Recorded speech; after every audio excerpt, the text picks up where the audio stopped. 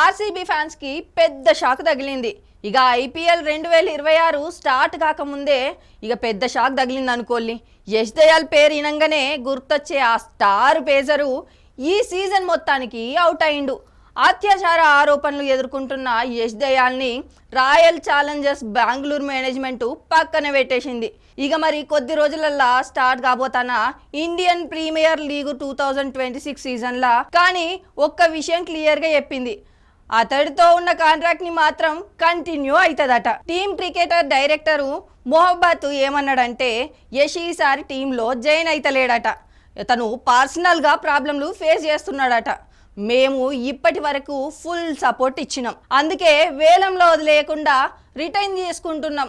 కానీ ఇప్పటికీ సిచ్యువేషన్లో టీంకి అతనికి కూడా మంచిది కాదని ఈ సీజన్కి దూరంగా ఉంచినామన్నాడు. ఇక గత సీజన్లో యష్ దయాల్గా సింపుల్గా అయితే లేడు. 13 వికెట్లు తీసి ఆర్సీబీకి మంచి సపోర్ట్ ఇచ్చిండు. ఇక ఇప్పుడు ఆయన లేకపోవడం టీంకి పెద్ద లోటే అంటున్నారు ఎక్స్పర్ట్లు. ఇక అసలు విషయం ఏంటంటే గత ఏడాది జూలైలో 2 రాష్ట్రాలల్లో కేసులు ఫైల్ అయినాయి. ఒక కేసులో ఏమో మైనర్ ఇన్వాల్వ్మెంట్ ఉండడంతో ఫోక్సో కేసు కూడా పెట్టిళ్ళు. అయితే అలహాబాద్ హైకోర్టు మాత్రం అరెస్ట్ చేయొద్దని స్టే ఇచ్చింది. మరో కేసులో మాత్రం రాజస్థాన్లో బెయిల్ మీద ఉన్నాడు. ఇక గింతల్నే లాస్ట్ మంత్ సీక్రెట్గా పెళ్లి కూడా చేసుకున్నాడు. కంటెంట్ క్రియేటర్ శ్వేతా పుండిర్తో లైఫ్లో కొత్త చాప్టర్ స్టార్ట్ చేసిండు. ఇప్పుడు చూడాలి ఈ కేసుల నుంచి క్లియర్ అవుతాడా, మళ్ళీ టీంలోకి కంబ్యాక్ ఇస్తాడా.